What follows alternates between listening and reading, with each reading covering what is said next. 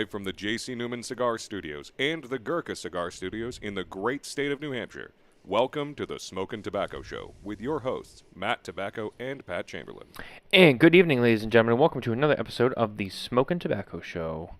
My name is Matt Tobacco from SmokinTobacco.com, and I am joined once again by my co-host and colleague, Mr. Pat Chamberlain. Patrick, how are you?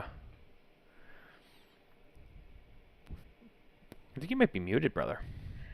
I don't hear you. You're right, I am muted, yeah. There we go. I'm good. You know, it's been a long week already. It's only Wednesday, and man, it's dragging. You know what it is? The heat. You know, just the heat. It's like I always say, you know, it's the heat, man, just bringing me down. As much as the heat is rough, I'll always take it over the winter, because the flip side is then it's wintertime here, and then it's just too miserable to do anything. You don't even go outside. It gets dark early. I hate it. So I will always take this over the snow. But I love the fall, especially around here, because it's not too cold, but it lightens up a little bit. It's nice. It's crisp.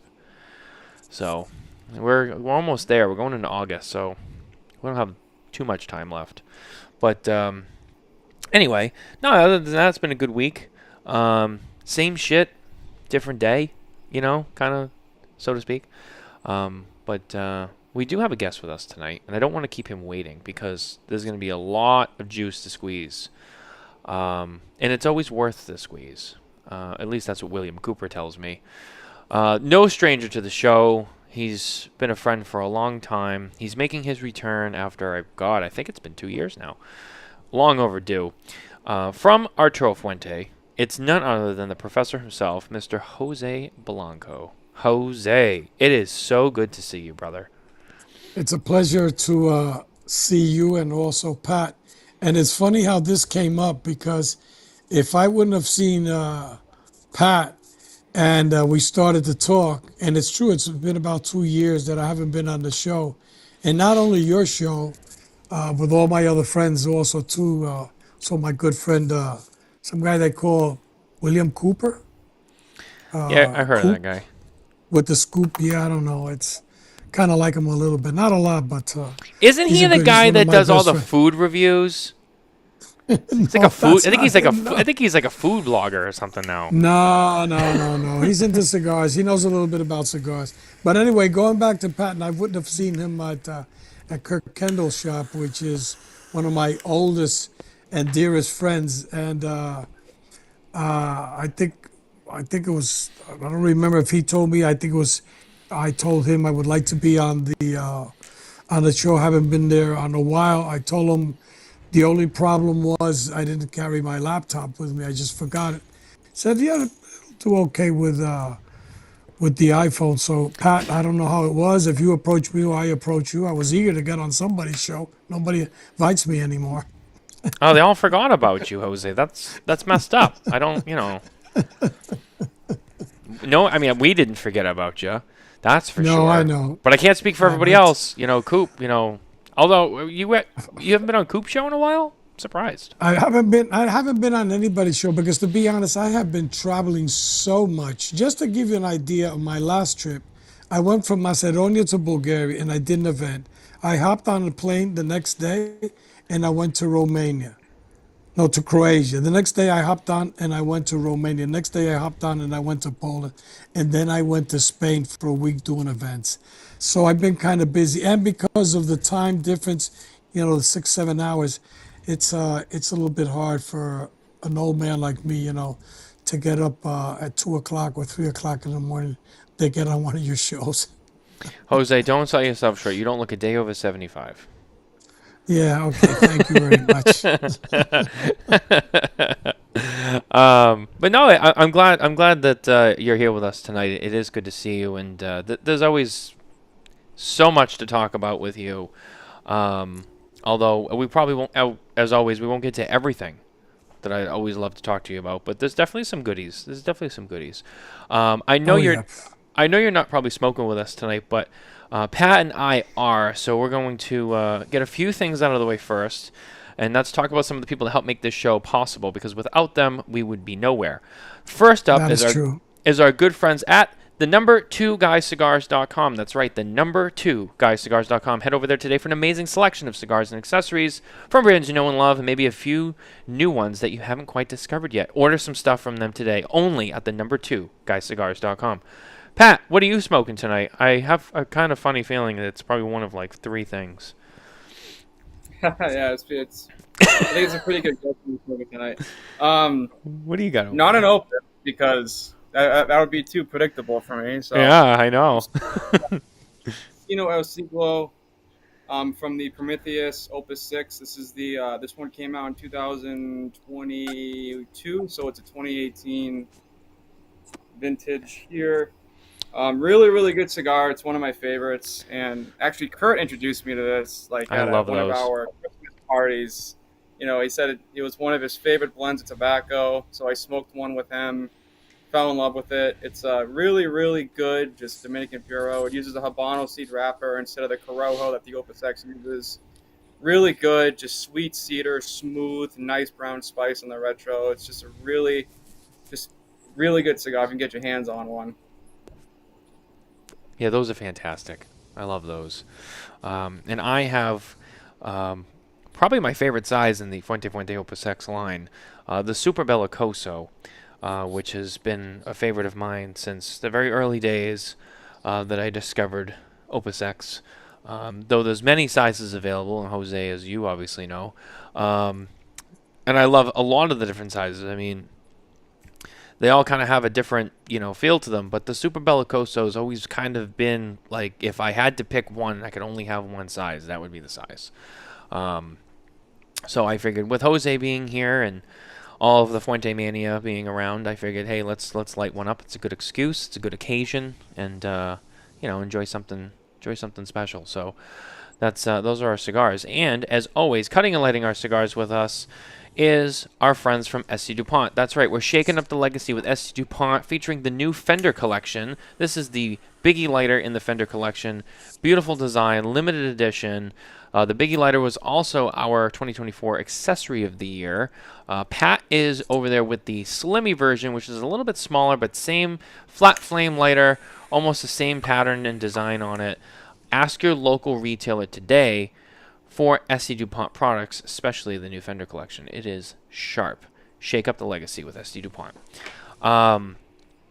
Jose, it's been a minute, but we got you back, so now I can shine the light on you and ask you all the hard-hitting questions that people don't want to answer. First of all, let's talk about Arturo Fuente. Let's talk about company-wise. We just got off of a PCA show back in April in New Orleans. Great show, great time. You, as a company, you guys, once again, were doing your thing. All your stuff was on display. Kind of like, I like to liken it to like a game of I Spy. Like the I Spy children's books. It's like you walk in the booth and you don't really know. You're like, all right, there's a lot of stuff on display, but like what's new, what's not, because you guys put everything out, and it's kind of like find the new fancy stuff. So, and there was plenty of it this year that it was a little bit easier to spot, but there was a lot of products. You, along with, I want to say Dunbarton Tobacco and Trust, and I'm trying to think who else. I mean, lot of stuff on display, a lot of new products, a lot of new things. In terms of everybody on the floor, I would say you two probably, I think, had the most things to display. And I know we're going to talk about that tonight, and I don't even know where to start. And I figured I would just open it up to you and say, where do you want to begin? Because there's a lot of cool stuff, and there's a lot of significant stuff. Well, Matt, that one of the things throughout the years that we've learned from Carlito, and that Carlito and I go way back. Mm-hmm. Unfortunately, now it's going to be 35 years of him ball busting with me. But he takes his time. He takes his time So things that we exhibit, there was the black pink, there was the 90 años, which is the cigar that Carlito created to commemorate the 90th birthday of his father. Hmm. There's also the sangre de toro, the blood of the bull. The things that I know that will be coming out in the next month, month and a half, first of all, is the sangre de toro, the blood of the bull, which is coming out in a couple sizes. This week I've given some out that Carlitos sent to me to give to some friends and some key retailers that have smoked it, and they really loved it. But the project that I really got to give a lot of credit to Carlito is the project for the 90th birthday of his father. It's a cigar with fillers that are 8 to 10 years old Wow. with two wrappers. There's a Corojo wrapper grown in the farm, and there's also a Cameroon wrapper on it. So what Carlito did was he made the blends. He let the cigars after he tested, he worked on it for I think it was around 2.5 years. He made the cigars. They've been resting. I think now it's going to be almost close to 2 years, and they will be coming out. The packaging is beautiful, but you got to remember this is a cigar with two wrappers on it. The complexity on this cigar is amazing. It's like having one great tobacco with another great tobacco, being able to harmonize with the Dominican fillers, the Dominican binder, and these two amazing wrappers that really, really have made something that's unique. But you know what's the great thing about it? And I got to give a lot of credit to Carlito. When people started to hear about this project, a lot of people say, well, that's probably going to be a $18 cigar, $20 cigar, a $25 cigar. And to be honest, people would have bought it. But you know what Carlito, when we were talking about it, said? He said to me, Papo, and to the team, I want to make this a cigar that everybody could buy it. And those Carlos' favorite number was 13. And we have a lot to do with 18, the 858, and anywhere you go on it, it's 13. You've seen a lot of our cutters, our lighters, and things with the 13. So Carlito said, no, it's going to be a $13 cigar because I want everybody to be able to enjoy the cigar. So I got to give Carlito credit on that one. Yeah, the two rappers. I have a running list in my head of kind of what's there. I mean, I was there, and we covered the booth. That one, I think, for me, out of everything, is probably the one that does stand out the most. And I know that the two rappers were talked about a lot, surrounding the show, and what was everyone's favorite thing they saw, whatever. That one came up a lot. I think people are definitely excited for that, and Fuente has a pretty big following, a very loyal, dedicated following. So I know that there's a lot of people who are going to be, just going right for it when it hits the shelves. And that's not, a surprise. But I think that there's a lot of people who maybe haven't tried Arturo Fuente or just kind of haven't really given it enough of a go, really, because they, today there's so many different brands out there now. There's so many different cigars. But be that as it may, I think this is a cigar that definitely could grab a lot of attention, whether it's existing, fans and customers, maybe some new ones that just haven't gotten into the brand. This is definitely, you're seeing it from a lot of other manufacturers, a lot of, how do I want to say it? I don't know if I want to use the term unconventional, but you're seeing a lot of interesting things, so to speak, from a lot of different brands. And I think the two wrappers and the two specific wrappers that are being used, and given everything about that, I think that in itself is very exciting, and I think that it's going to attract a lot of people and turn a lot of heads. When it inevitably goes on sale, and maybe you said it and I missed it. I apologize, but did you say when that was going to be available? Is there a timetable for that, or is it kind of unofficial, undecided? Think, to be honest, I would say I think they're talking about maybe a month, month and a half, or maybe to 2 months. But definitely, it's going to hit the shops before the end of the year. But talking about There's one wrapper that's so unique on that, which is the Corojo seed wrapper grown from the Chateau. That is really an amazing. I think, to be honest, it's a 7 or 8 year old wrapper that Carlito has been putting it aside for a special project. And you know how Carlito is, because you've been down there and you see how he works, how his mind works. He takes time for everything. He just thinks it out, and then he goes into all the details. The box has to be this way, the packaging has to be this way. But more than anything else, look, packaging is great, the bands are great. But you know what it's all about? It's all about the cigar, the complexity, the aroma, the balance, the finish, the balance of the cigar, all the things that a cigar needs to have to really be a cigar that's good. Plus the consistency.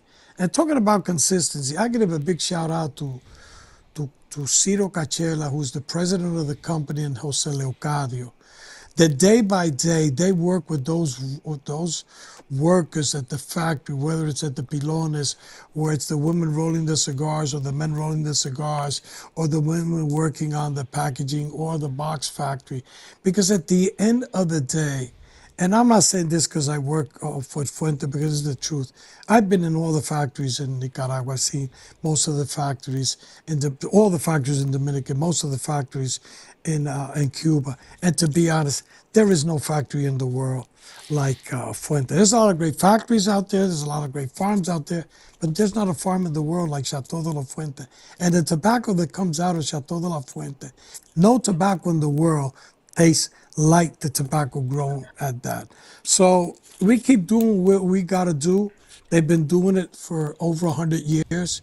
And like I said, some cigars that Carlito has made, like the Destino al Siglo, is a commemoration and a tribute to the excellence of over 100 years of the Fuente family.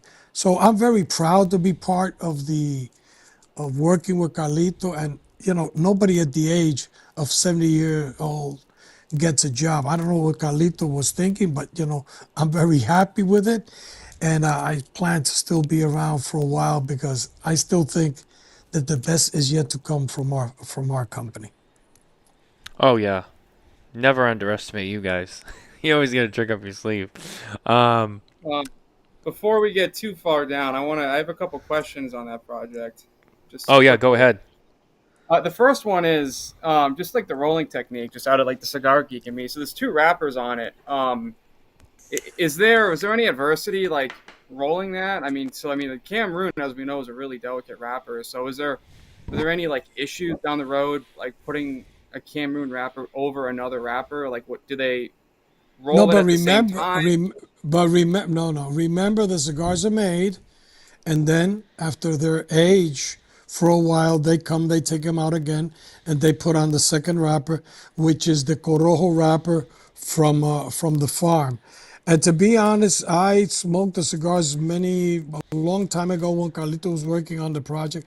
They didn't tell me what it was, but it really impressed me, because you got to look into think about Cameroon, and just think about wrapper that you're smoking from an opus from the farm, and just put in your head like all that, the complexity, the notes that you're going to pick up on that. Look, I can describe it, because I've been smoking now. It's going to be in a couple of months on my 76th birthday. It's going to be actually 60 years of smoking. I smoke a lot of cigars, but this is very, very unique.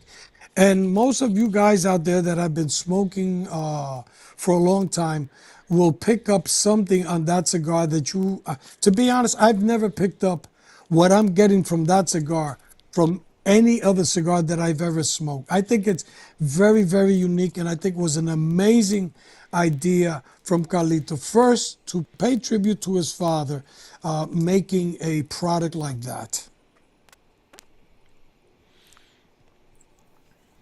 And then one other quick follow-up question with so Matt and I talk a lot on the show about like the new cigars coming out, and how a lot of the MSRPs is like in that $30 to $60 range with special releases. So hearing that Carlito is making a cigar that's affordable because he wants everyone to smoke it is amazing to hear. But one of the other conversations we've had on the show, specifically with Opus and other rare Fuente products, is how shops kind of abuse the name and the rarity of the product and absolutely gouge the MSRP in their shops. Is there anything in place to kind of make sure that, not factoring in tax, that the cigar is going to be sold at that MSRP, or is it just going to come down to the integrity of the shops? Listen, to be honest, I have a lot of respect for the brick and mortar shops and everybody who knows the way Fuente operates. You know, the majority of our business is with the brick and mortar. We do a percentage, a small percentage with online, and we control it online. And anybody, it doesn't matter if it's one of those big companies, if they discount our product, we just cut them off and that's it. Listen, the problem that we have more with anything else is the secondary market. Because we have a lot of shops, and as you know, Matt, in the last 3 years, 3 years and a half, I've been traveling with the sales team, with Carlos, even doing events with Carlito, and we look into it. And our salespeople are on top of them, looking over what prices. When the rares come in, we don't want them to sell boxes. Our salespeople control that a lot. Sometimes it's limited two per person, and a lot of shop owners will, even those two cigars, will sell it to their customers. It's not that somebody that's never gone into the shop that knows that an allocation of Opus comes in, they want to buy it all up. No. And people who have done it, to be honest, we have cut them off, or we have said, you're going to miss your next shipments. What we like is to see the two limited per person. But what we like more than anything is the guys that make up the 5 packs. They put in a Casa Cuba, they put in a Chateau, they put an A5A, they put a Pink, and maybe they put an Opus. Because at the same time, they have great prices, but instead of selling one single cigar, they're selling 3 or 4 of our other cigars. Now, the other thing that we have is this, and this is something we cannot control. And to be honest, and I know Carlito's hearing this because we talk about it, is when he sends me or I show him prices on the secondary market. And it happens to these people that go store by store buying one cigar till they get 25 or 30 cigars that were sold at MSRP at 20. They put it on the secondary market for $40 and it sells all day long. To be honest, like Carlito says, they make more money than we do because we don't make $20 on the cigar. But there's people that go to, let's say, to Miami, Florida, no taxes, Texas, a penny, New Hampshire, no tax, Pennsylvania, no tax. They go to these stores, they get in 5-6 months 150 cigars, and they make a killing. There's people who are making a living out of this with the secondary market. And to be honest, yeah. those stores that we see with those outrageous prices, they're only going to make money one time with us, and that's it. We'll cut them off, to be honest, because we have clients and we have partners. We want people to be our partners. We want the stores to service their clients. We want them to make money, but we also want them to not gouge in the way that some of these people are doing. It's ridiculous. You know what it is?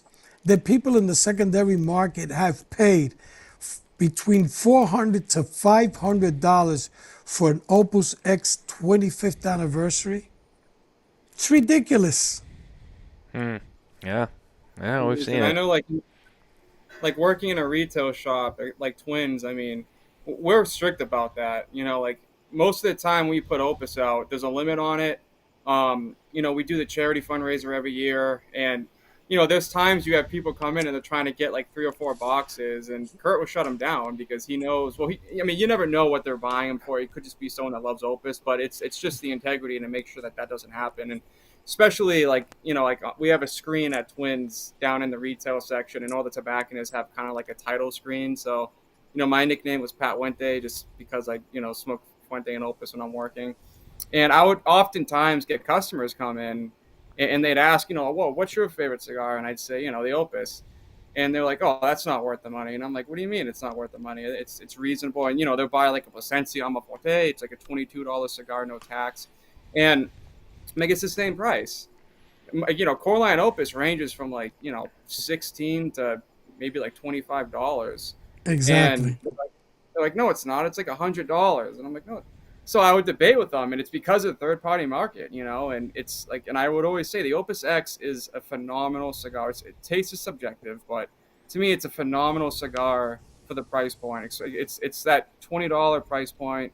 And it delivers every time, but there is, with consumers who maybe rely on online, there is a misconception that Opus is overpriced, and I think that it's unfortunate that there's people that feel that way because that's not the intent. Fuente is not selling a core line Opus for $100, and it's a very small minority that's online that's making that kind of conception. So it's good to hear that there's systems in place on your end to eliminate that from happening. No, and Pat, what you said is absolutely true, which I hear from a lot of people.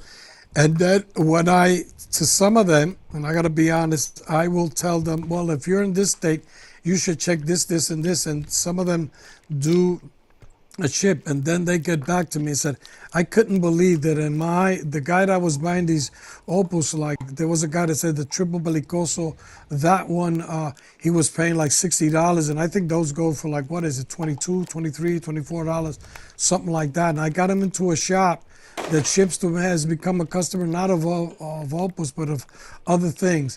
But we try our best, and it's absolutely something that our sales team works on it right now. I'm in Miami. Well, I was in Boston and New Hampshire the week before that, and I saw it. There's a lot of great shops up there that have really been controlling the Opus and the limited edition. Our mission is not. Of course, we want to make money because we have 3,000, 3,500 employees. But our mission is not, to be selling $100 cigars or $200 cigars all day. Because people think about Fuente. Yeah, Opus is the worldwide, one of the most renowned worldwide brands in the world. But our bread and butter is 858, Chateaus, double Chateaus, and all that stuff that we make in the millions of it. Of course, Opus is an amazing cigar. It's a very unique cigar. Like I've said it, many others have said it. Opus really changed the world of cigars for the best. But to be honest, out of 38 million cigars we make, what do we make? 200, 300, 400, maybe 1,000 cigars a year out of Opus. That's nothing for us that we sell in 95, 100 and something countries in the world. So just divide that up. It's not that much. But like you said, Pat, very, very correct. People have a misconception and think because they're buying on the secondary market.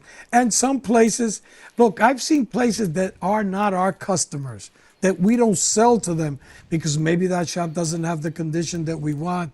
They might have glass, they might have hookah, they might have different things. And I've seen them, that they have the Dubai, they have the Forbidden X, they have it Opus. But when I see those prices, I go like, and you guys, there's people who buy at this price, and they said yes. But we can't control that because, first of all, we don't sell to them.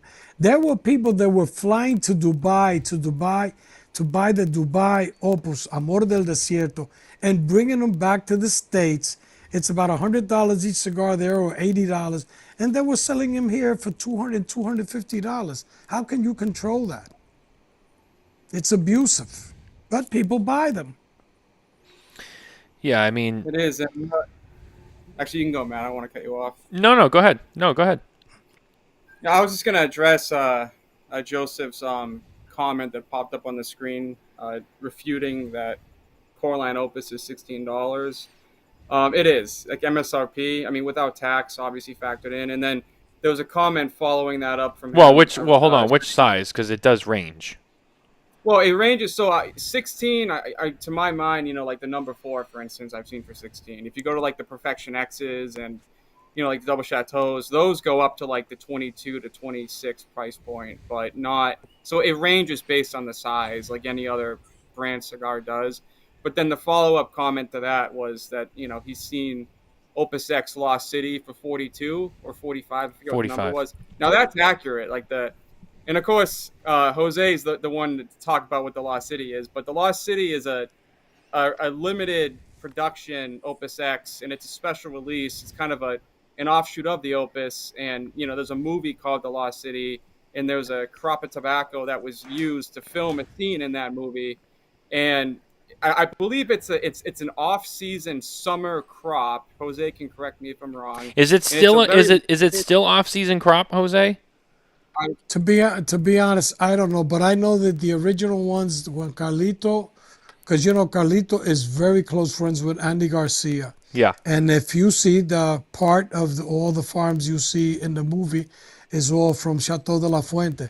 But when Andy wanted to film the to make the movie, it was totally off season. And Carlito had to grow that tobacco there for the movie to have the tobacco in it, and they wanted to do something really that was. Carlito really made a great effort to do that, because not only is Andy a great actor and a good friend and a true lover of tobacco, but Carlito wanted to do something very special for a very special movie.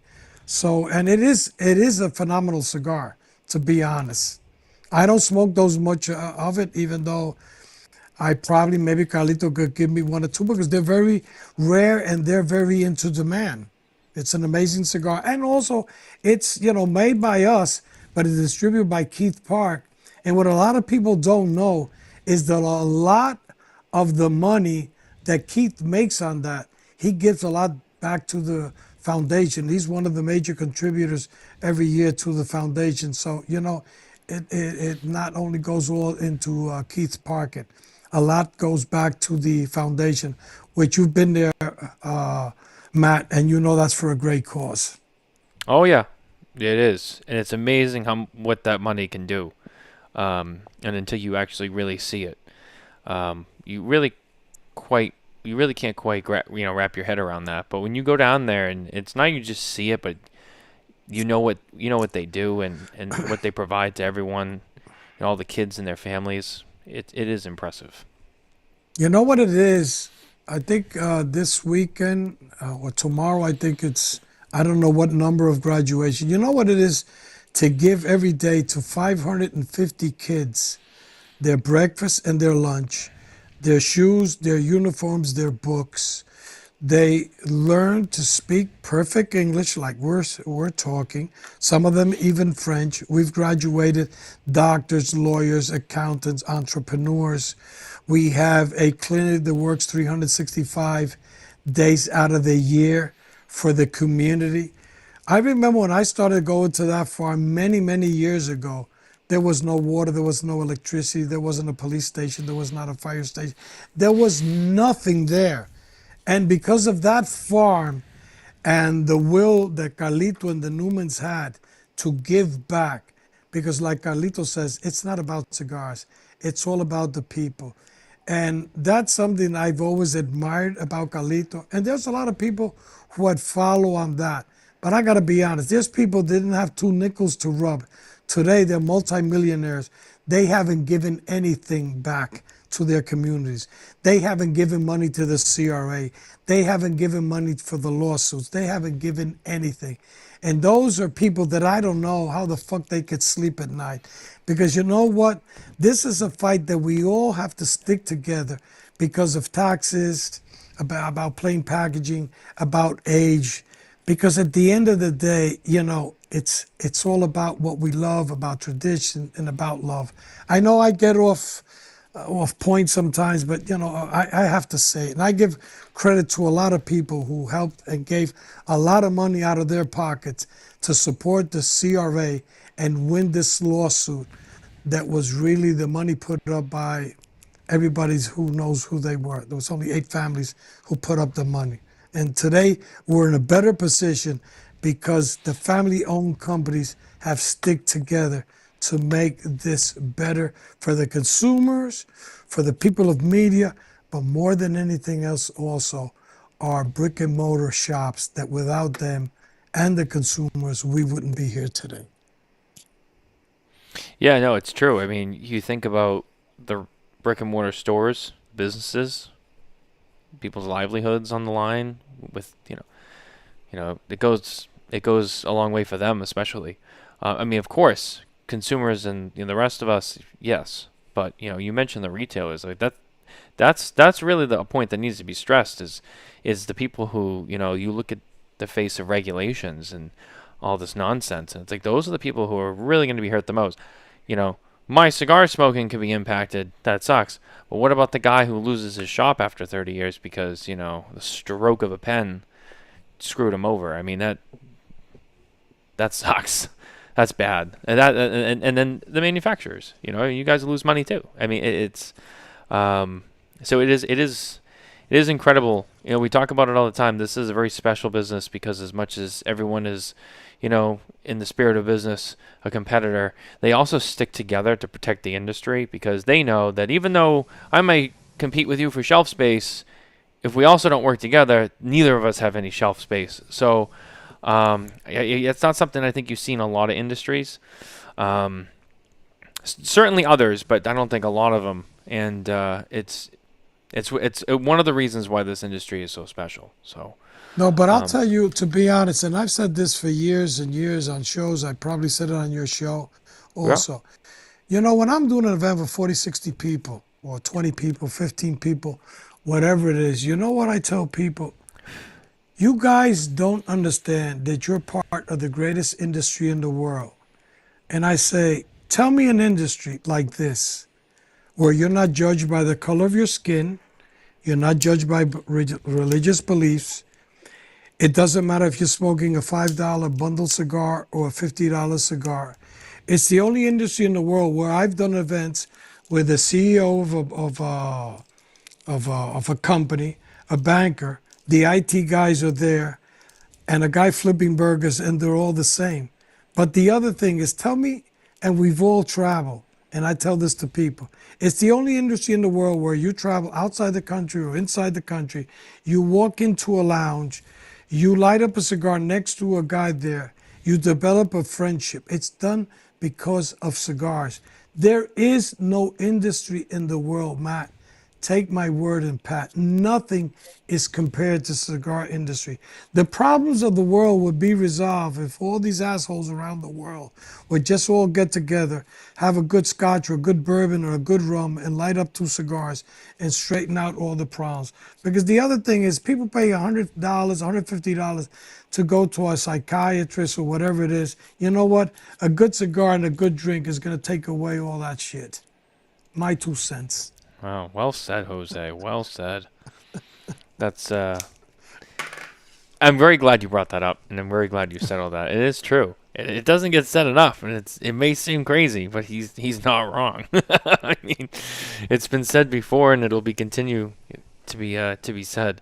I completely forgot where we were with this show. This is how it goes when Jose comes on. I even have like a kind of a No, comment. we were talking about pricing, the importance of the retailer, what it means. But you know, we also got to take in consideration the hundreds of thousands of lives, maybe up to 1 million people, or one way or the other, 1 million plus the grow tobacco, the roll tobacco, that you know, the work in the tobacco industry, whether it's making boxes or rolling cigars or growing tobacco or fermenting or just working in the farms. It's a big industry, and you know, the countries depend on that. DR depends on that. You know, Ecuador, Mexico, Honduras, Nicaragua. A lot of countries depend on that. I've seen it myself when I was down there last time. I mean, it's changed people's lives dramatically.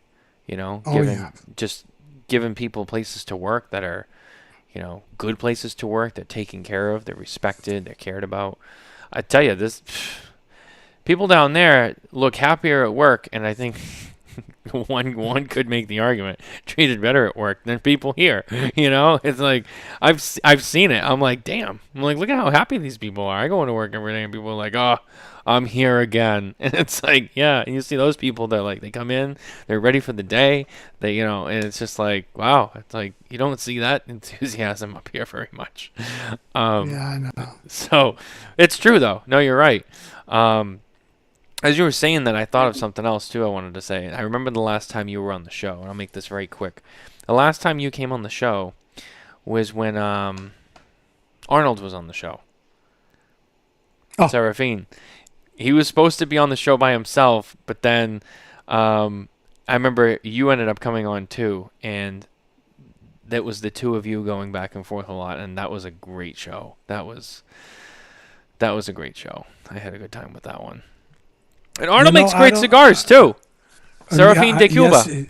yes, he does make great cigars. I think he might be tuning in, but I'll tell you, he's a certified nutcase. That I can guarantee you. You know, the only things he sends Carlito and me when we're traveling, he sends us photo and directions on Google Map at food trucks where we should check out. Like he's out of his fucking mind. I'm not joking. Guy likes to eat. We all like to eat. Come on. Not like Arnold. Nobody eats more than him. Yeah, yeah. I mean, we talk a lot about food more on the other show with Coop because Coop's all about food too. And it's a topic we could just never get away from on the show. I'm telling you, I got to do another show that's just about food. I'm telling you, it's going to happen. But anyway, kind of getting back on track here. We were talking about new releases, and we talked about the 90th. And I know that the Blackpink, which was teased a few years ago at the show, was a little bit more open at this trade show, and now I understand it's being moved along. Can you tell us anything about that project right now? Availability, what honest, it is, what's kind of different about it? It's totally different cigar. Like from other things Carlito has made. The same thing with the Sangre de Toro that's going to be coming out. I think it's going to come out in a couple of months. Like I said, Carlito sent me some samples. I've been smoking it for over a year now, and he sent me some to give out to some guys, and I've given them out here, and just to get their feedback. They like it. The thing that they said is just, okay, I got the cigar, but when am I going to get? I got the sample. When I'm going to get cigars? And I tell them, remember, Carlito takes his time forever, so it should be coming out. I think it's going to be coming out soon. Okay. Yeah, that was the other question. With all those releases, are we going to see all of them this year, or are some of those just kind of still waiting for a while? But it sounds like there should be at least a handful of those products available. I'm pretty sure it's going to come out the 90th, and the Sangre de Toro will come out in the next couple of months. Okay. Yeah, that'll be exciting. Yeah, the Sangre de Toro is another one too. I mean, another cigar that's special in the packaging, in which I have to add, the last couple of years, the packaging on some of these products, and I know you guys make all your own boxes for the most part, with maybe a few exceptions, but man, I'll tell you, the design work, the quality of the boxes, just everything about it, it's wow, just really, really sharp, really bright, just eye-catching. It's just like works of art. Like when the boxes are empty, I never throw them away because I feel bad, and I'm like, this is like a piece of art. This box is too nice, and they just get thrown into a pile of a stack because I'm like, I don't want to throw them away. I feel guilty. I'm like, I can't throw away this beautiful artwork. But you guys think of it all. It's not just about the cigars. I mean, as much that goes into the cigars, it's all of it. It's the whole package, which I think is another thing that makes you guys special. You think of everything. In Carlito, and you mentioned Chiro, which that guy should be executive of the year. I mean, just watching him meander through there, doing his day, and just how he's dialed into everything. I mean, wow, that guy is. He's a special person. No, Cito. Look, to be honest, I've known Cito since he was a very young kid, starting to go to the factory, and I remember that idea. He stole it when he wanted to build the Arturo Fuente Cigar Club in Santo Domingo. It's a small club, and now it has become a worldwide destination. Everybody who flies into Santo Domingo or even into Santiago, they take the trip to go to the Arturo Fuente Cigar Club, which you've been there and you see what he has done and the following that he has and in Dominican Republic and what he has made, but also the efforts and the changes during the years that he has done in the factory just to make a more agile, more working project. All the things that he's done down there. I think Cito, and not saying this because I like him a little bit. I think he is one of the hardest working people. And us as a company are lucky to have him like that uh, as the president of the company. And I would say the right hand man for Carlito for everything in the company. I give a lot of credit to him. Yeah, yeah. I mean, like I said, I got to spend a few days with him down there, and it was really interesting. You know, um, just the amount of information he has, the knowledge he has, it's the way he looks at things and approaches things and handles things, and he's always very even keeled. He's very cool, but I know that brain's always cranking away. Oh yeah. Um, yeah, he's very intelligent. He's a very You intelligent know, guy. the funny thing about Ciro, him and Carlito are like on that. Sometimes they just stare at you and they want to ask you something, but in their mind, it's like they're on a different highway, thinking like, what is the next question going to be? What am I going to think about? And like that's the way their brains work a lot. That's why I think the Carlito and Ciro get along so well. They're a good 1-2 team. Yeah, yeah, absolutely. I think so. I mean, and their work speaks for itself, which I think is the most important thing. I think the thing that speaks the most volumes, because I know how much time they spend on everything together. Nothing gets by either one of them. And I've heard some stories about certain things, being put together over the years, and they're like, yeah, one of them didn't like it. Back to the drawing board. It's very, they're very precise, which I respect Yeah, that a lot. that to be honest, you mentioned that, and it's funny because a lot of people don't know it because you spent some time down there. You know it. I mean, for me, I've been going there for 30 plus years, and I see how it is. Some things are just sometimes just ready to go, and Carlito will look at it in a different way and tell Cito this, or Cito will look at this because Carlito's very open. That's a good thing about Carlito. He's very open-minded on that. He doesn't think, that because Carlito says it. No, he likes to hear, what do you think about this? He calls me, a lot. We talk a lot, or when at the factory, smoke this, smoke that. You like it, don't like it. So sometimes I try to guess the wrappers or the binders and the fillers. You know how it is. He goes like, fucking old man, it's tobacco. Forget about what it is. Just smoke the cigar. Tell me if you like it or don't like it. So it's a joke we have been going on for years and years. But to be honest, Carlito's very into the details. He's like a mad scientist, and I would say Cito's mind science is number 2. But sometimes they switch places. One is madder than the other. But at the end of the day, I think we make, without a doubt, one of the best cigars in the world. We're one of the most consistent factories in the world. And about us, it's not about the numbers. It's not about the quantity. It's about the quality and the consistency. Because for you to be in the top level worldwide of cigars, with a production of over 38 million cigars a year, it's all about consistency, and it's not about cutting corners. And everybody knows that's here in the show, and you know it, Matt. Sometimes we've gone 6 months, 7 months, a year without having a certain SKU. Carlito will not send them out if they're not ready. People get angry and people bitch about it, but what do we tell them? What would you rather have? A good, consistent cigar that's very well aged and very well made, or a cigar that you're going to smoke, it's going to blow up on you, it's going to draw, it's going to sidebird, it's going to tunnel on you, it's going to canoe on you, or the cigars that we make? So people understand it. Yeah, good things come to those who wait. The old adage. It's very, very true. We had a question here from Carl, who I think I know the answer on this, and correct me if I'm wrong. What's the wrapper on the Blood of the Bull? And I want to say it's a San Andreas wrapper, isn't it? Yes, it's funny that you brought it up because, believe it or not, I think, because Carlito has been playing with that wrapper for many years, and I think the first time that actually he did some prototypes might have been even before I started working with the company, because I would always go to the factory and I would see Carlito, and sometimes I would pick his pocket. I love to pick his pockets, and I've said I'm the biggest moocher in the industry, and I think I remember many years ago that he gave me a cigar, and I remember it was a Robusto cigar, And I took it out of his pocket, and he says, "No, no, that's not going to work." And I said, "I'm not going to give the fucking cigar back."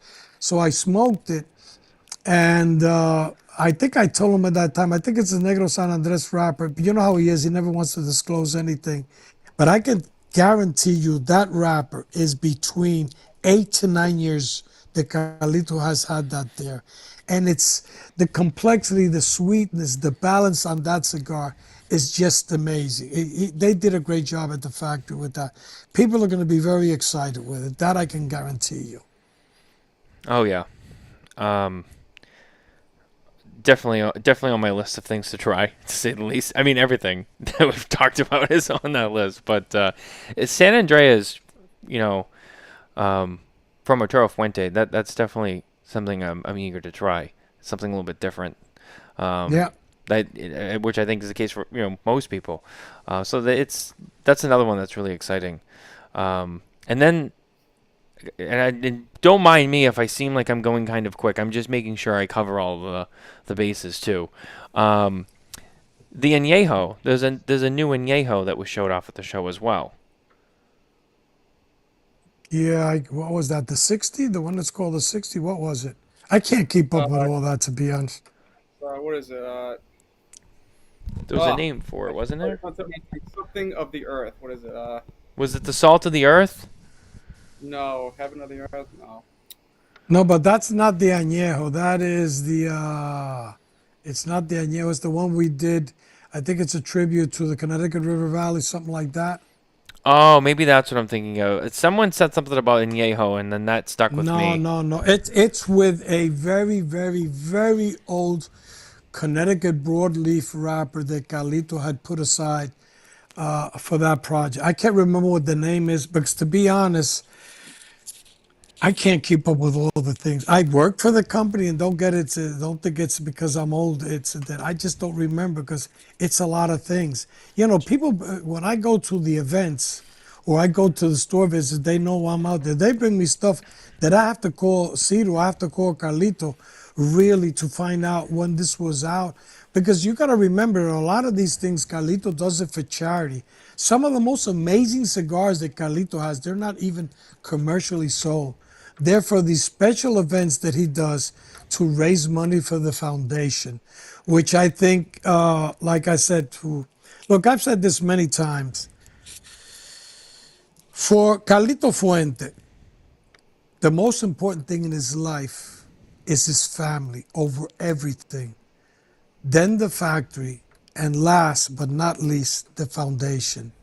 Because the foundation is something that Carlito has worked so hard and dedicated with the Newmans so many hours of blood, sweat, and tears to bring a better life to those kids that deserve it and would have never, ever in their lives had an opportunity to be what they are today if it wouldn't be for that farm, and it wouldn't be for the kindness and the big heart that the Fuentes and the Newmans have for their fellow human beings. So that's what happened with some of these cigars. And to be honest, I've had to ask Carlito, Cito, say, no, this was for this charity event, this was for that charity event. And some people have been nice to me that have brought me cigars that I've never smoked. And they say, Mr. Blanco, I was at this event, this fundraiser, could I offer you this cigar? And I said, I'm pretty sure you haven't. When I see it, I go, my eyes open up, and I said, well, you know what, thank you very much. I'm not a guy that's going to shy away from taking a cigar. Now, especially the cigar. And then I show it to Carlito, I talk to him, and they say, oh, no, that was for a fundraiser, and, with so-and-so, and that year we did this cigar, we did that cigar. So Carlito takes his time, to do these things. I know we're coming up to, he's done some special cigars now for the event he's going to do with Mike at Greenwich now in October. That's going to be a great event. Last year, I think Mike raised, I think it was $485,000. I mean, big shout out to Mike at Greenwich Tobacco, one of the best tobacconists in the country, and a big fan of Fuente, but also a big fan of the foundation and making life better for a lot of kids in Dominican Republic. Yeah, absolutely. I think I remember that event last year. I wasn't there, but I remember hearing about it. It was big. And I know that they do a lot of big events there. So one of these Yeah. days I got to get down there. They're not too far from me. Maybe like a weekend getaway, but one of these days. Hey Pat, why don't we break it up a little bit? Why don't we do the trivia now, and then we're gonna get into the other half of what I wanted to talk to Jose about. Okay, we can do that. What do you have a theme picked out, or is it just kind of random? I was going to do some random, but I was gonna take the copyright something from Jose's Meet the Professor and do Stump the Professor All right, well, segment here. our trivia is once again brought to you by Perdomo Cigars, featuring our 2024 Cigar of the Year, the Perdomo 30th Anniversary Sun-Grown Epicure. Perdomo cigars stand for quality, tradition, and excellence. All right, Pat, what do you got? You're up. This is your time to shine. It's your part of the show. We're gonna do kind of a historic quote here. Well, a figure of speech. Well, history's The always origin- good because Jose was around for most of history, so he should know about what was going on. Some people said that I came in 1492 with Columbus, and a couple of years after Carlito came in. Yeah, that's accurate. I have to say, he's an old guy.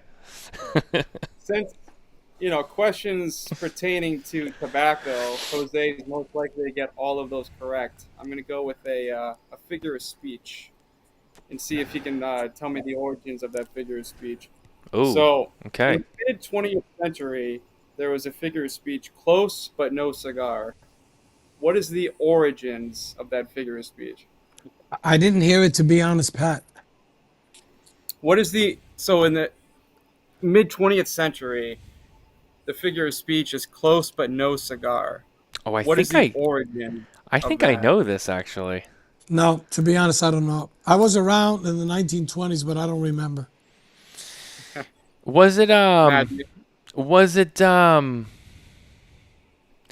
wasn't it that you used to win cigars at certain games, and if you missed, it was close, but no, or something like that, but like you didn't win the cigar. Wasn't it something like that? yeah, so in carnival games back in the day, you would win cigars. So when you would lose, they would say close but no cigar. Yeah. Ah. Yeah. See, I learned something tonight. Wow, we taught you. That's rare. Okay, I'll take it. Riding high so far. Let's see what else you got. Normally I don't do too well at this, Jose. Although I've been good lately. I've had a little bit of a good streak, so I have some confidence for now. So this one, I'm going to have Matt go first because I think Jose is going to get this one pretty easily, but it's an interesting fact. How many tobacco seeds can one tobacco flower hold? Oh, I used to know the answer to this. I didn't. What was the question? How many tobacco seeds?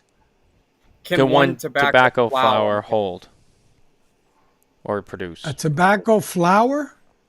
Yeah, how many seeds does one tobacco flower produce? Oh, it's a lot. I can't remember. It's hundreds probably of seeds. Probably, I don't know. It's a lot.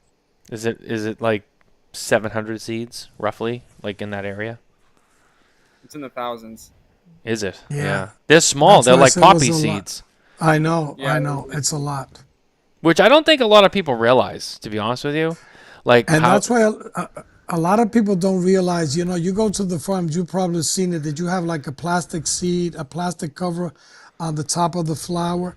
And those are the one that the agronomist or the technician of the farm says, these are healthy plants. Then they want the seeds out of there, to put them away. I'm not an agronomist, but that's what I've seen during years. But I know it was a lot of seeds, but I just didn't know how many to be on. See, I learned something today again. All right, and this one could be an easier one too. So the modern cigar is made of 3 components: wrapper, binder, and filler. Hmm. What is the origins of the modern day cigar? To be honest, I don't know. Probably somewhere in Cuba. Cuba. The only thing I know is that the first cigars that were made in the old world were made in Sevilla in 1855. That's the first factory of premium cigars, probably in Europe. I don't know where it is, but what's the answer on that one? You're right. Sevilla, Spain. So I Cool. Wow. got at least. I'm batting for 333, so it would be it would be bad that I would be batting for zero. That's bad. That sucks. Yeah, yeah, yeah. I don't know. Carlito might call you tomorrow. Be like, we need to discuss your status. Yeah, We'll do he might. He might. I think he might be listening. He told me he might Yeah, tune in. I think I saw him earlier. He answered a couple of questions. we'll do one more question. Just to it's kind of an interesting. If you know like your selected tobaccos brands, this is kind of an easy one. But so the Tanos Indians would roll tobacco and smoke tobacco through their nostrils, and they would sit in circles and preach to their priest, which is called a cohiba, to their god blank. What was the god? Oh, I know this one. Look, what I understand from what I've read from the history about tobacco in Dominican Republic, also in Cuba and different islands, they made these gigantic joints, and what they would be praying to the gods for them so their crop will be healthy or whatever they would want. So it was a way of them to ask with smoking that and for the smoke to go up into the sky that they would have a good crop. I don't know if that's the answer or not. Well, Do you know what the god was? the God name, was? yeah, the name of. I know the answer. No, I They, don't they know the would answer to be honest. preach to their priest, which is a behike, to the god. Matt, what is it? Atabey. Atabey. Yep, that's it. Atabey the brand. Yeah. Yeah. So that's like the whole like in cigars and tobacco, it's like the holy trinity: Cohiba, the Behike, Atabey. Those three names have a lot of significance in that old history. For those who didn't know, now you know. Well, Now I'm batting for 250. yeah, well, at least you got that 250. It's See, better than zero. all those questions that Jose would get right on Meet the Professor, I knew what areas to steer clear of. So Wow, the odds were against him on this one here. that was carefully curated. Such a lawyer thing to do. You set a trap for him. Wow. Well, anyway, thanks for that, Pat.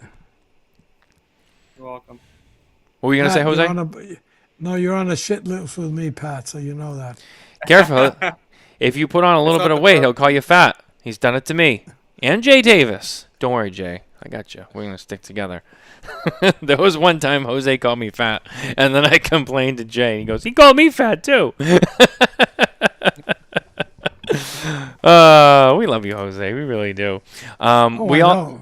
know. We also have our news that we're gonna read really quickly too. Our news is brought to you by Micallef Cigars, featuring the Color Series, the black, blue, red, and now purple with green coming soon. And Jose, I'm sure you heard about this already. Heinrich Williger passed away this week at the age of 95. Yes. I met him once, many, many years ago. Really, I'm surprised. I figured Yeah, you knew him a little bit better, but No, I met him in Germany once and Intertobac. I think I was with La Aurora at that time. And the thing is that one of my best friends in Cuba, Juan Diaz Tenorio, who was the director of Cuba Tobacco, was a very close friend of him. And I have a photo that I don't know Juanito gave to me where Villiger, Henrich was down there because he used to go down to Cuba and buy a lot of Cuban tobacco back in the day. You know, a lot of people, how would you say, they don't give the respect that people have. You know, you could have liked his cigars, not like his cigars, but you know, respect the man. The man was 95 years old and had a huge business, and you supported the livelihood of thousands and thousands of people, not only in Germany, but in other countries with his tobacco and all that. So I really dislike when I hear people. I don't care if your brand is good or bad, but you know what I tell people? If you don't have anything to good say about a cigar, don't say anything, because that guy probably grew that tobacco, aged that tobacco, fermented that tobacco, made those cigars, put people out there, invested money to go and sell them. So don't trash it. If you don't like the cigar, just don't buy it.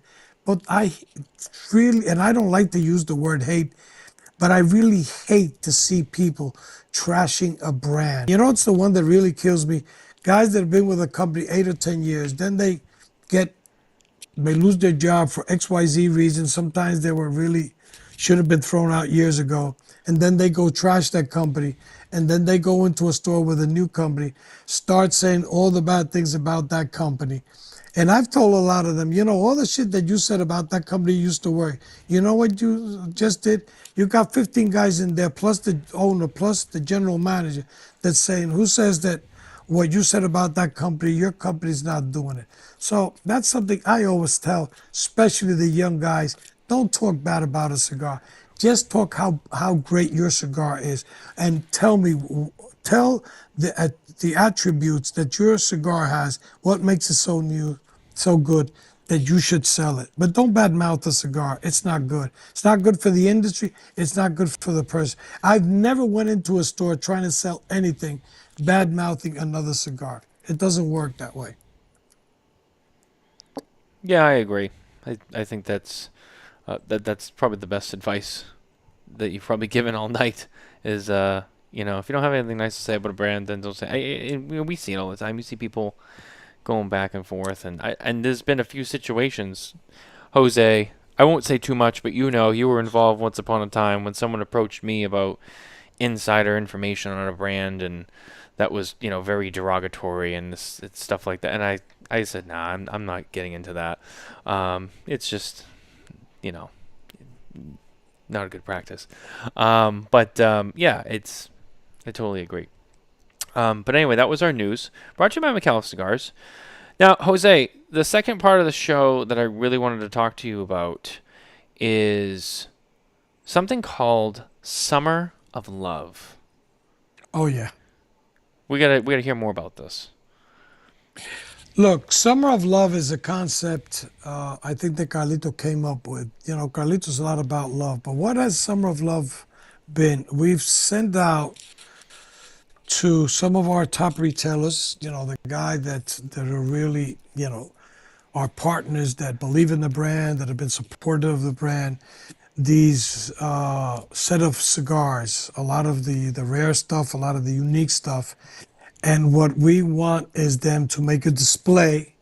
It's a contest to see how many. To be honest, I don't remember how many winners we're gonna have, but the people that are winners, Carlito is. I can't get into the details, but Carlito has been working over a year on a special cigar, special packaging, that will be shipped to these shops that win. That will be the contest winners in their states, that these are cigars they're only going to be able to get in that shop.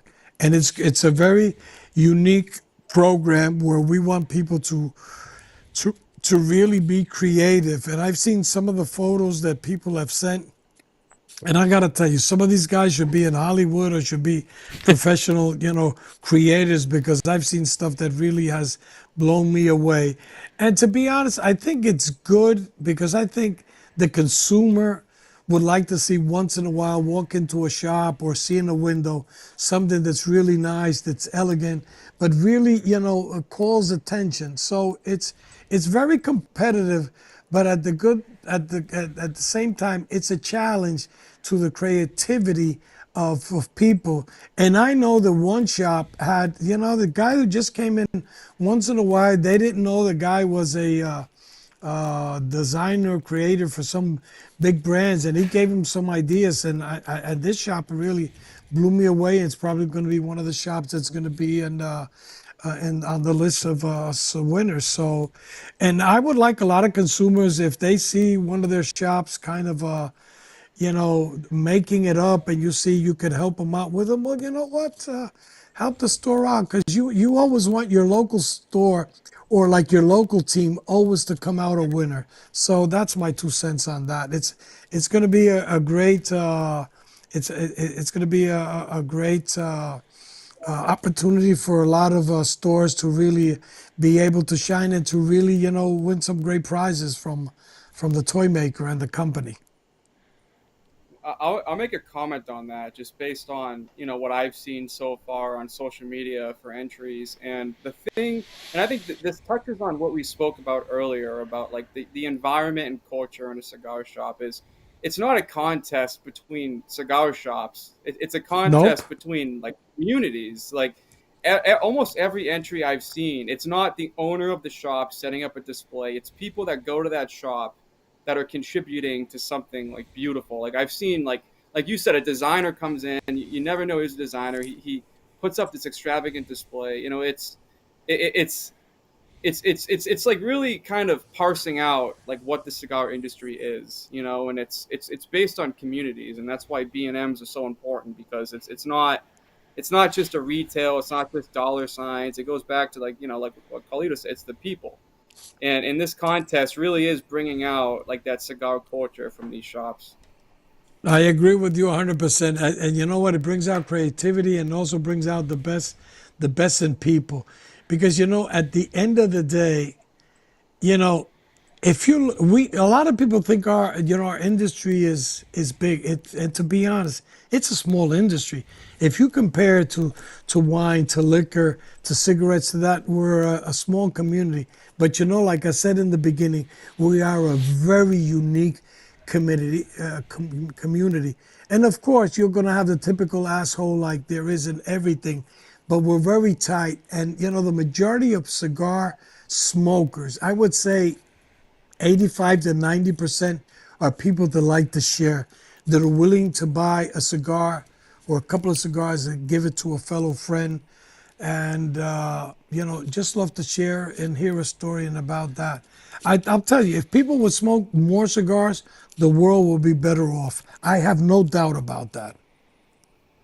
I agree. I always had like when I was doing the internship with the PCA, like one of the things I always thought about is like, what if we like kidnapped people from the FDA and just sent them to factories and sent them to shops so they can witness. I mean, you laugh, but I mean, maybe kidnapping's Kidnap. not the right word, but Force them it's to go. there's such and especially working retail and speaking to like spouses that come in to buy their other significant other gifts in the shop who don't really understand the culture and what cigar smoking is like. There's a big misconception in what this industry is and what we do, and that goes back to big tobacco getting planted in with them for regulations, and all the propaganda against anti-smoking, and the recent like legislative kind of intent behind censoring cigars and smoking in general.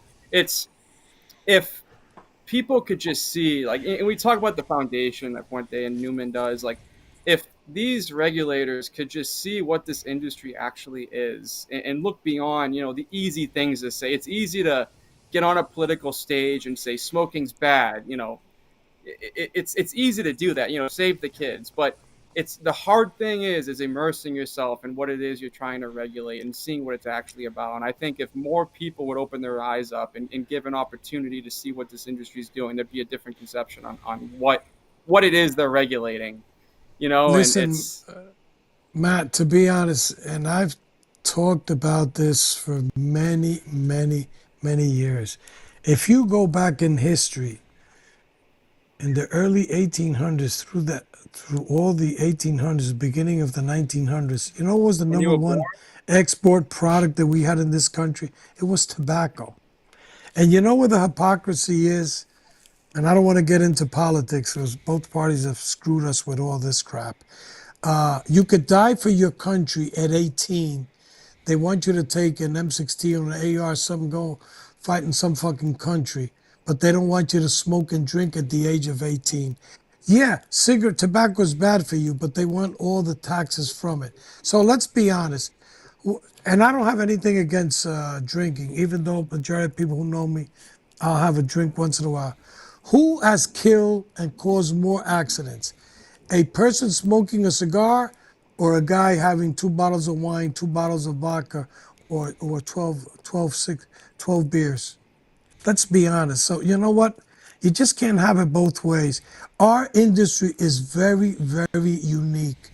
Our industry is the livelihood of millions of people all over the world. And the other thing is that a cigar is 100% tobacco, because even the glue that we use is a sap from the tree for the filler, for the binders, and the wrappers. So give me a break, please. And they don't understand it. It's I'm not going to say it's healthy, but I can tell you cigarettes, excess of liquor, pills, drugs, weed, all that shit is worse than smoking cigars, in my humble opinion. I could be wrong.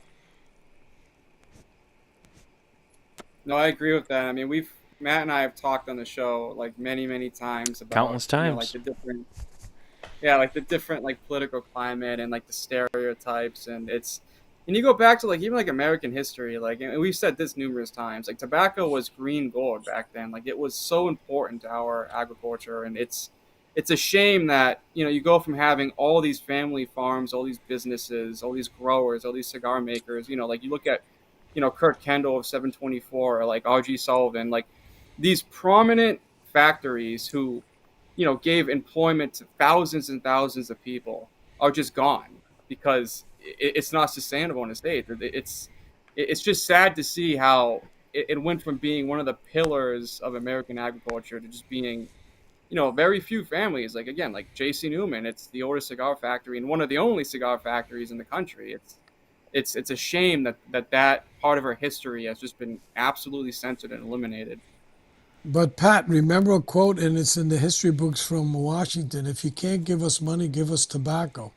You know how much Yep. tobacco used to be grown in this country? But, we could talk all day about it, but, we got politicians and all these people that really don't understand what it's all about. What they should do is just go to a cigar lounge and, sit down with the people and just sit down and enjoy a cigar, and for them to be part of what I consider the most unique industry in the world, without a doubt. 100%. 100% agree. And Matt, I don't know if you have any questions, but I have one subtopic I wouldn't mind going into for Sure. a Go few ahead. moments. So one of the projects that you did, Jose, and I already teased it during the trivia, that, you know, again, COVID happened, events were hard. It was tough to have engagement with the cigar smoking community. So one of the projects you did was Meet the Professor, and that was my introduction to podcasting. You know, it got me into doing podcasts. I got involved with, you know, Twins' podcast after watching that, and you know, I just want to talk to you about the ideas behind Meet the Professor. I mean, you know, it was memorializing. You would always have somebody from the industry on the show, and it was always an interview based. You know, Carlito would pop in. You had Marifel on, Jeremiah, and it was just such a good show and such a good project. And, you know, it really kept the industry going, I feel. It was one of the pillars during COVID. And I just want to know, like, you know, the thought behind it, you know, like, and I guess why you stopped. I know you're busy traveling, but, you know, it's something that, you know, it definitely I wish was still going on. But Look, I think, to be honest, it was idea put together by the three of us. We weren't doing anything. And to be honest, one of the things that people like is that we brought in people to do an interview on them. They told stories that had never been written, that people didn't even heard about it. It was like when you're doing the movie, behind the scenes stuff, and people learn so much about it. But it came to a point. Carlito was traveling. Jeremiah had all these things going on, traveling too. I was traveling. So there was a time that, we just didn't have time to do it. And, as much as we wanted to do it, we enjoyed doing it. There was no time to it. There's still people that, I go there. They text me, whether it's on Twitter, Facebook, Instagram, or have my email and ask me questions. Oh, so and so, you had it on the show and he talked about this. Do you remember about this? Can you clarify about this? I think There's something that I have to give credit to Carlito. We talk about it all the time. Carlito says when we're long gone, he likes all this to be documented because people have a tendency to change history. And we think that all these videos on YouTube about Meet the Professor with all the most unique. We got everybody from the industry. We even got Benjamin Menendez at the age of 85, which is the last of the living legends because he was the owner of Montecristo por Arañaga. And A. Chapman on the show. We got Don Alberto Turrent. We got Jorge Padron. We got Nick on the show.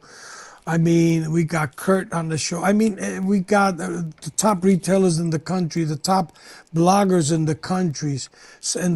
So we had people from Europe. We had people from the States. We had people from Mexico. We had people from Central America. We had people from all over the world. And for those years that we did it, people were delightful to hear the story about all these amazing people that have contributed so much. There's something that Carlito always says, and I've said it also for many years. Sometimes we forget who brought you to the dance. And that's one of the things that I am grateful with the brands that I used to work before, that people, supported me all the time. And now being from Fuente, they see, that I'm out there, visiting them, working with our sales team, helping out in any way we can. And when you go into a shop, you see how people are happy to see me. And even though Rich Dolak says that I'm a dinosaur and other people, people still like me. You're all right. Yeah, for a 76-year-old man, yeah, I'm okay. You're all right. Yeah, I was gonna ask you my behalf, one last question, little bit different. What does your travel look like coming up? Because you're always on the move. So where are you going now? No, Friday I fly to Frankfurt, then I go home. Then I know I talked to Tommy and Carlito about this. I'm gonna make 3 more trips to the States. One is going to be in September, one is going to be in October, probably the last one is going to be in November. I got some trips that I have to do also in Europe, and we'll just see how things go. I've been traveling a lot, and to be honest, it amazes me to see, especially when I say young, because I'm old, to see in my events, the 24, 25, 30-year-olds that started to smoke, that want to go to my tasting seminar and learn, that follow me, whether it's on Facebook, Twitter, or Instagram, that interact with me. Like I've said many, many times on shows and interviews that I've done, I can name 8, 10 people that know a lot more about tobacco than me. The only difference between them and me is that a little knowledge that I have, I've been sharing it for the last 40 years, and most of them will take it to the tomb. Because what I want, first of all, is the consumer to really know what cigars is about and to show them how to smoke and how to appreciate a cigar and what to look for in the cigar, which is flavor, strength, aroma, complexity, balance, and finish, which I wish I had a nickel for every time I've said those 6 words. And you can't imagine how many people during years have told me how much they have appreciated and they have learned from my blending and my tasting seminars, which makes me very, very happy.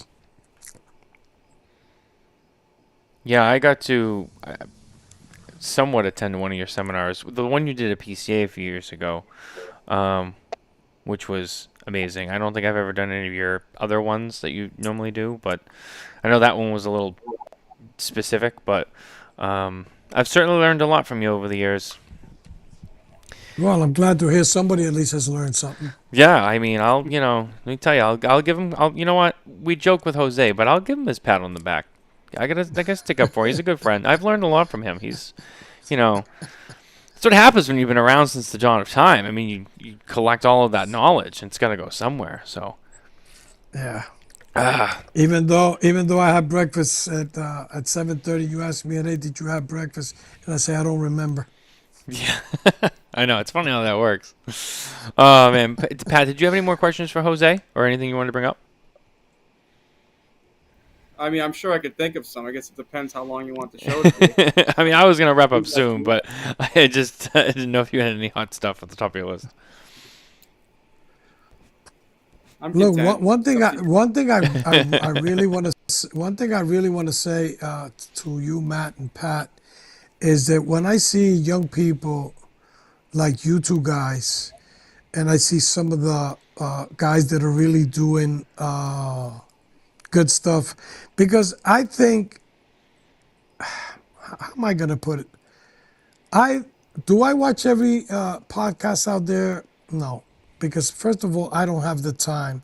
Now, when somebody says, Matt had this guy in, you should hear him, or Coop, or any other guys there, I try to hear them out because I get a good recommendation.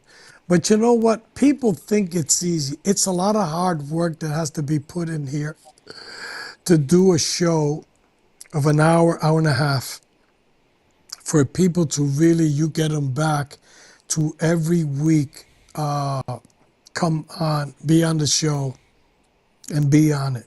A lot of people have tried to do it, and you see 2 or 3 months after they totally disappear because, first of all, I think one of the mistakes that a lot of people that try to do this is with the gotcha questions to try to make the guests look bad or put them in a position where you really the guy doesn't know really how to handle it, because not everybody can handle the hard questions. I'm pretty good at it, but if I'm invited to be on a show and the guy wants to just make me look bad, I'll go through a whole hour, but I'll fucking never come back to him, because this is not about making me look bad.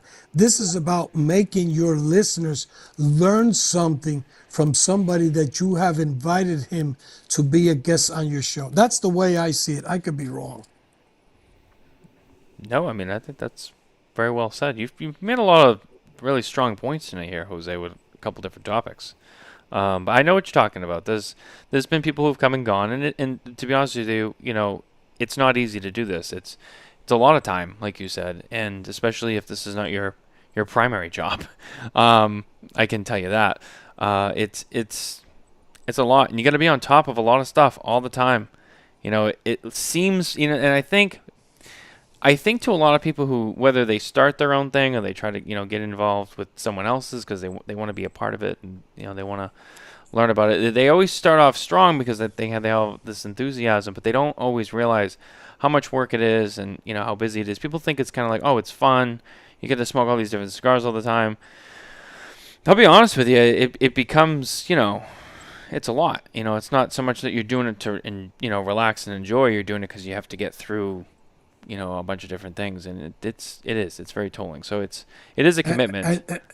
And to your point, people forget you're taking time away from your family, from your kids, from your friends, Hmm. with your parents, with all those things. So I really give a lot of credit to you guys that have been doing it for a long time. And I gotta mention Coop, not because he's a good friend of mine, but I got my good friend, Ben Lee, which I think is one of the sharpest cigar smokers out there. I give a lot of credit to also to Bear. I give a lot of credit to my good friend Dave Garofalo, that I've had the pleasure to be on the show a couple of times. So, and I know I'm missing some people out there, because at this time of night, I'm already totally worn out, and with this heat that's killing me here in Miami. But I really give a lot of credit to the people that have done this for many, many years, and do a great, fantastic job, not only for their listeners, but also for the industry. Because I tell you, there's a lot of you guys that have done a great, great service to our industry. And I personally thank you for what you guys do. And it's reciprocal too, because I mean, Thank you, Jose. You're traveling, you don't have a lot. You're away from your family, and taking the time out of your busy schedule to come here with us and talk. I mean, no one's making you do this. I mean, at the end of the day, Fuente sells no matter what. But the fact that you have the appreciation for the industry to come here and talk to us and spread your knowledge and have a conversation is really important as well. So we also thank you for taking the time and being here with us as well. No, it's a pleasure. Like I said, you and I bumped into each other at Twins, and I don't remember. Was it you? Was it I that asked you, or did you ask me, or how did that go? I just don't remember. I don't either. I think we were talking about Matt because I gave him a call, and we just started talking about the show, and then you mentioned you hadn't been on in a while, and then just naturally we're like, oh, well, we're doing on Wednesday, just hop on. So For the record, Exactly. I found out in a text message. For anyone who was wondering, I found out when I got Jose's coming on Wednesday. I'm like, oh, okay. Wow. Jose was talking about like food trucks. Like when I got the Twins on Thursday, it was July 24th. So Kurt had his 724 party, and I was sitting downstairs. We had a food truck out front, and I was eating some lunch, and the GM Sean told me that Jose Blanco is upstairs, and I'm like, shut the fuck up, he's not. And they're like, yeah, he's upstairs. I'm like, why? He's like, oh, this food truck's famous. Like he's been hunting for this food truck for years, and finally he found a spot that the food truck was, and he came and wanted to try. And I'm gullible, and I'm like, you want a food truck? I'm like, what? Like, why would he come to New Hampshire for a fucking food truck? So, yeah, that's the way me today was there. Pat, the only thing I could tell you, the news on the food truck is fake news. The only guy who loves food trucks is Arnold from Serafín de Cuba. He's the guy who's a nutcase when it comes to food truck. Kurt wanted me to eat some, but and I'd become late. And to be honest, I try to avoid dinner. I have a good breakfast, a good lunch. But dinners, I'm trying to keep the weight a little bit down. But it was a great time, spending with Kurt there, seeing him. I've known Kurt for close to 30 years. I remember when I was at La Aurora, I did some of his first events at the shop, and we've had a great relationship. He even remember when he went down to Pro Cigar the first time, I picked him up at the airport, I took him to a restaurant and all that. And I mean, I got to tell you something, Kurt is one of the best retailers in the shop, in the country. The same thing with David Garofalo, which has been a very long time friend, and they both, as many other retailers, have supported me in everything I've done in my life. And I do remember, like Carlito, who brought me to the dance. So I thank them, and I thank you guys immensely. You can't imagine how much. Well, thank you, Jose. Very we appreciate the feedback too. Sometimes as I've talked about with Coop, sometimes it's a thankless job. Not that we do it for it, but it's just one of those things. It can be a lot, but no, we appreciate it. Thank you, Jose, and obviously appreciate you being on the show tonight, taking the time. I know you're busy. You're always going somewhere, so thank you for coming on. It's great to see you and to catch up and talk about Arturo Fuente. But no, to me, it's a pleasure, and like I said, I hadn't been on a show in a long time, and probably will wait a couple of years. What I would like to be is to do probably a year or so or something. If you want me back, I want to do a show with you, Pat, and also Coop. That'd be great. And I know you guys do some kind of a show together, but you're gonna have to make an exception for have me and Coop and Pat together, so I can go back and forth with Coop and bust his balls too. yeah, so that means we'd have to have you on the Spare Note show, which you know. I've seen it. I've heard about that. So I mean, Coop and I have always had this kind of agreement where we didn't do guests, but I have broached to him on several occasions who I feel would be very good exceptions to this official rule that we have. And I'm pretty sure there was one time when we did say, like, oh yeah, like we should let Jose on one time. Like, that would be interesting. Yeah, it'll be my pleasure. I just have to be in the States because if I'm in Europe, the time difference is huge. Yeah, that show goes late sometimes too. Okay, yeah, let's follow up on that because I'm pretty sure Coop will agree to that. So, and I know when he hears this, he'll call me tomorrow and be like, "Oh yeah, totally, I heard the show. Yeah, we got to get Jose on there," and he'll be all about it. So, let's make sure we actually try to plan that. So we'll talk about that later. But anyway, Jose, thanks for being on the show tonight. I really appreciate you. Great to see you, Pat. Always good to see you as well. And that's our show, guys. Thanks for visiting. As always, like and subscribe on all of our platforms and head to SmokinTabacco.com for more news, reviews, and updates from the cigar industry. We'll see you next week. Take care. Thank you very much, and good